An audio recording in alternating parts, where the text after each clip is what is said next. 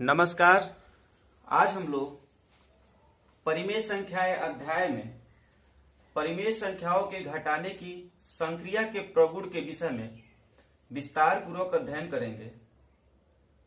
पिछले वीडियोज में हम लोगों ने परिमेय संख्याओं के जोड़ की संक्रिया तथा उससे संख्या रेखा पर आधारित सभी स्थितियों के विषय में हम लोगों ने विस्तार पूर्वक चर्चा किया है। आशा है कि आपको पिछले वीडियोस अच्छे लगे होंगे और आपको पढ़ाई में सहायक हुए होंगे। आज हम लोग परिमेय संख्याओं के घटाना की संक्रिया के प्रगुण को पढ़ते हैं। तो हम लोग जानते हैं कि संक्रियाएं जो है कक्षा 8 में हमें 3 पढ़ने हैं। इसमें से सबसे पहला प्रगुण है संबरक प्रगुण,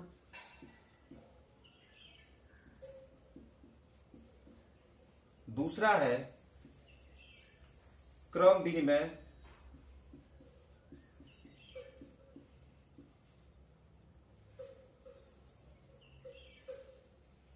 प्रगुण और तीसरा हम लोग को पढ़ने हैं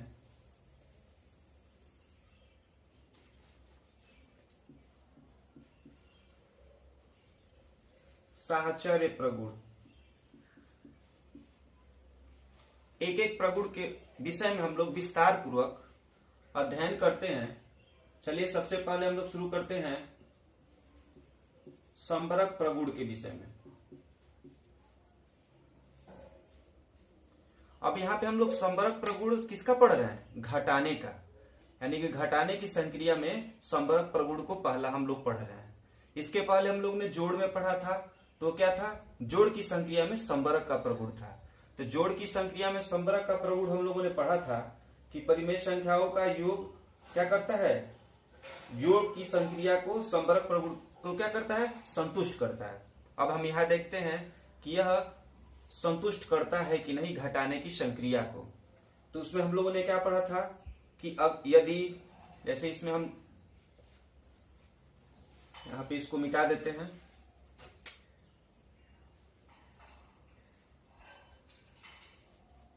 ये थोड़ा सा ज्यादा मिटक गया। इसमें हम पहले नियम लिख देते हैं, यदि P बटा Q तथा R बटा S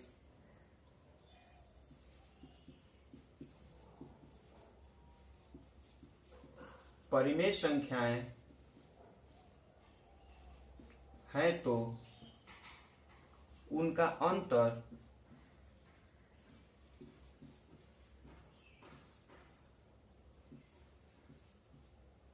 भी परिमेय संख्या होता है।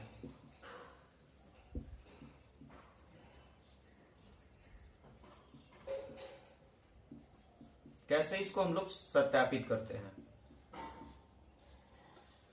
जैसे मान लिया जाए कि कोई पहली परिमेय संख्या 2/5 है और दूसरी परिमेय संख्या ऋण 2/5 है। ठीक है, एक हम परिमेय संख्या ले लेते हैं 2/5 और दूसरी परिमेय संख्या ले रहे हैं ऋण 2/5 और इसके बीच में क्या देख रहे हैं? अंतर, यानी इसके बीच में अंतर कर ले। देखते हैं कि ये परिमेय संख्या हमें प्राप्त होती है कि नहीं। तो देखते हैं, ये 2/5 ऋण में ऋण का गुणा होगा तो धन हो गया। फिर ये 2/5 हम बता ही थे आपको कि जब हर समान हो तो समान हर को ले लेते हैं, फिर अंश को हम लोग जोड़ देते हैं। तो ये 2 और 2 कितना हो जाएगा? 4, 4/5। अब देखते हैं 4 भी क्या है? पूर्णांक है। 5 भी क्या है? पूर्णांक है। यानी 4/5 क्या है? परिमेय संख्या है, यानी कि ये परिमेय संख्या है। आप इसी तरह से किसी भी टर्मों के लिए देख सकते हैं कि वो परिमेय संख्या है कि नहीं है। तो इससे संबंधित एक आप होमवर्क ले लीजिए, अभी दे देते हैं ताकि आपको ध्यान रहेगा। 2/3 में से घटा दिया जाए 3/8 को, तो क्या ये परिमेय संख्या होगी? क्या ये परिमेय संख्या है? ये आपको बताना है कि ये दोनों को अंतर करेंगे तो परिमेय संख्या प्राप्त होगा कि नहीं। तो जैसा कि हमें पता है कि संबरक प्रगुण क्या करता है? उसका अंतर परिमेय संख्या का पालन करता है। तो इस प्रकार से हम कह सकते हैं कि इसको मिटा देते हैं इधर से। इसका मतलब परिमेय संख्याओं में घटाने की संक्रिया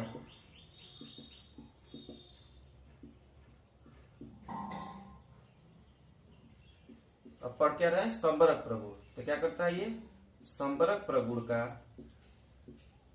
या संबरक प्रगुण को संतुष्ट करता है या संतुष्ट करती है। ऐसा समझ में हमारी बात। यानी कि अगर कोई भी दो परिमेय संख्याएं हैं तो उन संख्याओं का अंतर भी परिमेय संख्या होता है। यही क्या कहलाता है, संबरक प्रगुण कहलाता है। यही संबरक प्रगुण कहता है कि दो परिमेय संख्याओं को घटाएंगे तो उनका मान भी परिमेय संख्या ही प्राप्त होगा। आगे समझ में चलते हैं। अगला नियम हम देखते हैं। अगला हमारा नियम क्या है, क्रम विनिमय प्रगुण। दूसरा प्रगुण हमारा है क्रम विनिमय प्रगुण। अब क्रम विनिमय प्रगुण किसके लिए पढ़ रहे हैं, घटाना के लिए पढ़ रहे हैं। तो हमें घटाना की स्थिति को प्राप्त करना है। तो चलिए इसका पहले नियम लिख लेते हैं। नियम देखते हैं कि यदि P बटा Q तथा R बटा S, ठीक है, R बटा S कोई दो परिमेय संख्याएं हैं, परिमेय संख्याएं हैं, तो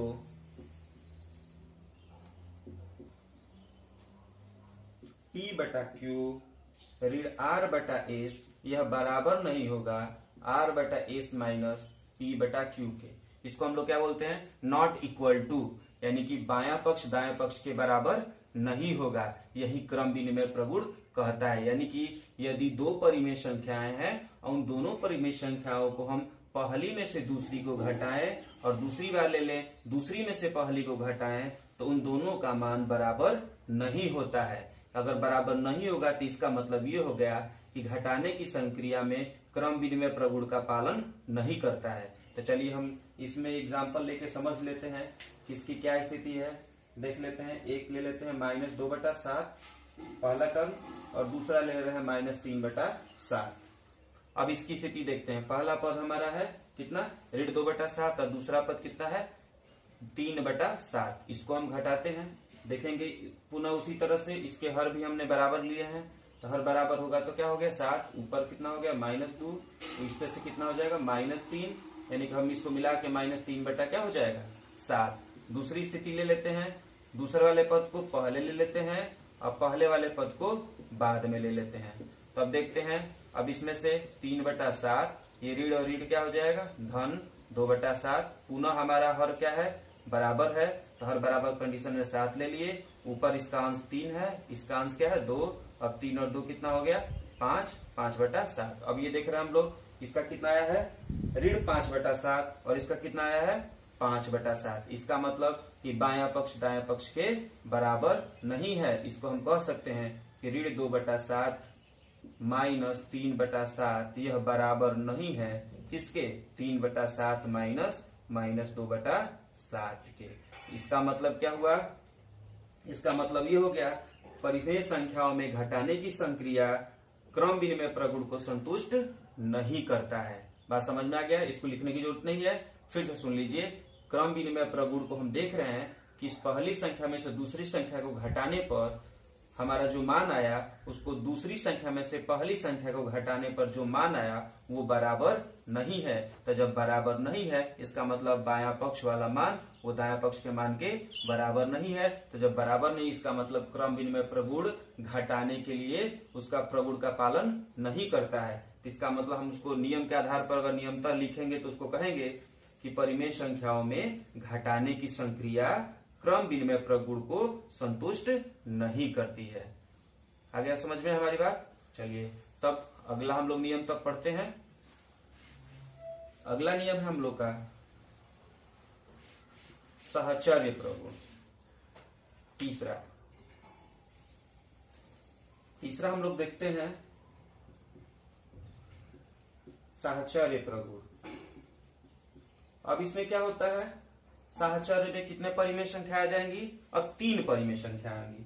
अब 3 परिमेय संख्या, क्योंकि हम लोगों ने जोड़ में पढ़ा था सहचर्य के लिए, तो सहचर्य में कितने थे, 3 थे। उसमें हम लोगों ने योग में क्या किया था, एक बार हम दोहरा देते हैं आपको। योग में हम लोगों ने क्या किया था कि पहली संख्या को दूसरी संख्या से जोड़ा था और जो प्राप्त हुआ था उसको तीसरी संख्या से। और एक बार हम लोगों ने क्या किया था, बाद वाली दोनों संख्याओं को जोड़ के पहली संख्या से जोड़ा था। तो जब बाद वाली संख्या को जोड़ के पहली से जोड़ा था तो उस समय हम लोगों ने देखा था कि वो बायां पक्ष दायां पक्ष के बराबर था। अब हम इसमें देखना है घटाने की संक्रिया में सहचर्य प्रगुण क्या होता है। इस स्थिति में हम देखेंगे तो इसका नियम होता है कि यदि P बटा Q R बटा S तथा T बटा U कोई 3 परिमेय संख्याएं हैं, कोई 3 परिमेय संख्याएं हैं, तो नियम लिख देते हैं P बटा Q में से अब क्या घटा, अब यहाँ पे घटाने के लिए पढ़ रहे हैं इसलिए अब घटाना होगा। तो P बटा Q माइनस R बटा S, यानी पहले 2 पदों को घटा ले, जो आए उसको तीसरे पद से घटा लें। ठीक है, पहली स्थिति हो गई। दूसरी स्थिति क्या हो गई कि P बटा Q ले लें और दूसरी में से क्या कर लें, तीसरी को घटा लें और जो प्राप्त हो जाए उसको पहली से घटाएं। तो इस दोनों स्थितियों में हम देखते हैं कि वो मान क्या होता है, बराबर नहीं होता है। इसका मतलब कि सहचर परिमेय संख्याओं के घटाने की संक्रिया में अगर हम ध्यान दें तो हम लोगों ने 3 नियम पढ़ा, जिसमें से पहला था संवरक और दूसरा क्या था, क्रम विनिमेय था, विनिमेय, और तीसरा हमारा क्या है, साहचर्य। तो इसका अभिप्राय अब देखते हैं इसमें, अगर ऐसे समझे तो ये भी पालन नहीं कर रहा है। इसके पहले हम लोगों ने पढ़ा तो क्रम विनिमय भी पालन नहीं कर रहा था। इसका मतलब केवल परिमेय संख्या को घटाना की संक्रिया में संवरक नियम का ही क्या करता है, पालन करता है या संतुष्ट करती है। इसके अलावा न तो क्रम विनिमय नियम का पालन करती है न सहचर्य नियम का पालन करती है। तो चलिए उसको एक एग्जाम्पल लेके देख लेते हैं। इसका भी हम छोटा ही एग्जाम्पल लेते हैं ताकि आपको समझने में भी आसानी होगी और हमको बताने में भी आसानी होगी। एक ले लेते हैं ऋण 3/4 और अगला ले लेते हैं ऋण 7/4, यानी 3 परिमेय संख्या लेंगे। पहली परिमेय संख्या है ऋण 3/4, दूसरी परिमेय संख्या है ऋण 7/4 और तीसरी परिमेय संख्या को हम ले रहे हैं ऋण 1/4। ध्यान दीजिएगा, यानी एक परिमेय संख्या कितनी है, ऋण 3/4, दूसरी कितनी है, ऋण 7/4 और तीसरी हमने कितना ले लिया, 1/4, यानी 3 परिमेय संख्या है। इन 3 परिमेय संख्याओं में क्या कर रहे हैं, सहचर्य का पालन करा रहे हैं कि देख रहे हैं कि ये सहचर्य का पालन करता है कि नहीं।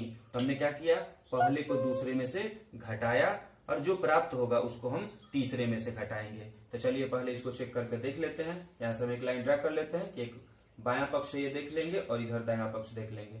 यहाँ पे क्या करेंगे, हम पहले इसको दोनों को हम 7 बराबर करेंगे। तो देखिए यहाँ पे हमारा हर बराबर है, तो जब हर समान है तो उस कंडीशन में क्या हो गया, 4 हो गया।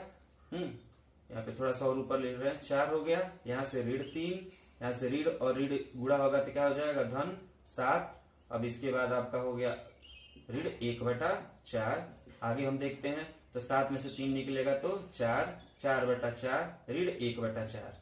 अब देखिए ध्यान दीजिए, 4/4 कट के 1 हो जाएगा, लेकिन हम क्या जरूरत है उसको 1 करने की, क्योंकि हम देख रहे हैं कि हमारा हर यहाँ पे समान है। तो जब हर समान है तो तुरंत ऊपर से अंश में से ही अंश को घटा देंगे। अब क्या करेंगे, इसमें सीधे 4 में से 1 निकलेगा तो कितना हो जाएगा, 3/4।